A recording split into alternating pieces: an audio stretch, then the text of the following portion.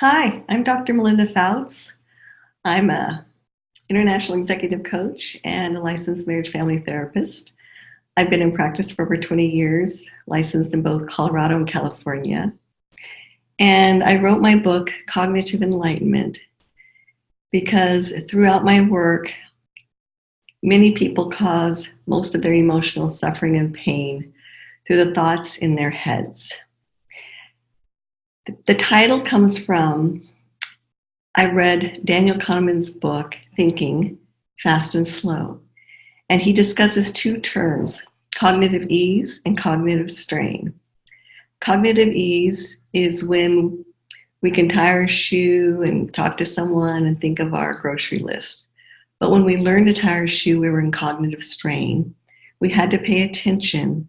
We couldn't get distracted, and we had to think through every step. The title came to me that to prevent a lot of our own emotional suffering and pain, we need to be cognizant of the thoughts running through our heads throughout the day. We have a whole committee up here, the judge, the negative self-talk, a lot of mental chatter.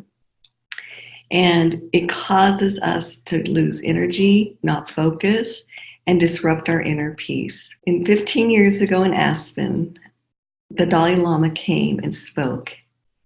I don't remember anything he said, and afterwards were questions. One woman asked the Dalai Lama, "Don't you just hate the Chinese for exiling you out of your own country?" He laughed and he said, "Yes, they've exiled me out of my own country. They have burned sacred texts and temples. So why would I let them," and he's patting at his heart, "why would I let them in here and disrupt my inner peace?" That day, I left going, oh my, we all do this all the time. We let a driver disrupt our inner peace. We let the weather disrupt our inner peace. We have constant mind chatter. So for 15 years, I worked very hard on myself and with clients to stop the chatter, the negative self-talk, the inner dialogues we have with people. And I was acutely aware of how often I let something outside of my control disrupt my inner peace. The only thing we have control of is our thoughts, our words, and our actions. Yet we let everything outside of ourselves disrupt us. When I became really aware of this issue is when I was hiking up the mountain. I hike up the mountain every morning before seeing clients.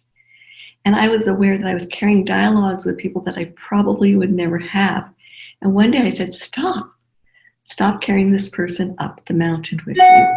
Instead, enjoy the views, enjoy the aromas and the fragrances. And yet it was a big challenge every morning to stop a pattern of behavior that kept me stuck and disrupted my inner peace. I wrote the book. It's a small book, but it's dense, as I'm told by many of my readers. I wrote the book so people could learn to start identifying what disrupts their inner peace, identifying the negative self-talk. A lot of times the root of the negative self-talk is, I'm not good enough, I'm not worthy, or I'm not lovable. That causes a lot of pain and suffering. In the book are exercises, examples with clients on how to go about attaining your inner peace. The enlightenment part of the title is I realize when we have those aha moments and we make a leap and we transform and we drop a pattern, we free ourselves. That is an enlightening moment. A lot of people think that enlightenment is something we attain and we hang out there. Rather, it is these moments where we go, oh, I just broke free, or oh, I get it.